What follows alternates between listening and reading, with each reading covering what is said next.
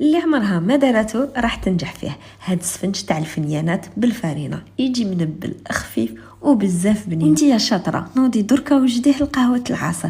واللي مش حديرو سجلي الوصفه وتبعي للاخر. نحط نصف مكعب تاع الخميره ما يعادل مغرفه كبيره تكون ممسوحه. نزيد كاس تاع الماء. الكاس اللي ندير به هو اللي راح نكمل به الفارينه. 2 مغارف تاع الزيت ومغرفه تاع السكر. خلطه خفيفه ونزيد 3 كيسان تاع الفارينه مع مغرفه صغيره تاع الملح.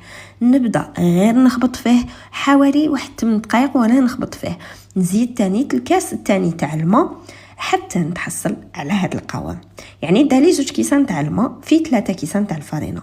نغطي عجينتي ونخليها تخمر مده 40 دقيقه. نكسر لها النفخ مع اللي نكونش مختي يديا باش ما تلصقليش هذيك العجينه في يدي. نزيد نعاود نغطيها. هاد المره نخليها تزيد تخمر مده 20 دقيقه ويديا مش مخين. بلا ما نكسر النفخ نروح نلوز سفنجاتي كامل على ضربه ونستفهم كامل في بلان دو طرافاي ولا في سنيوه تكون مشمخه. الوقت اللي نوجد مقيله صغيره فيها 3 مغارف زيت نحطها في الفرن يكون هذاك الصغير، وكاسرونه يكون فيها زيت زياده نحطها في النار الكبيره المساح تكون متوسطه.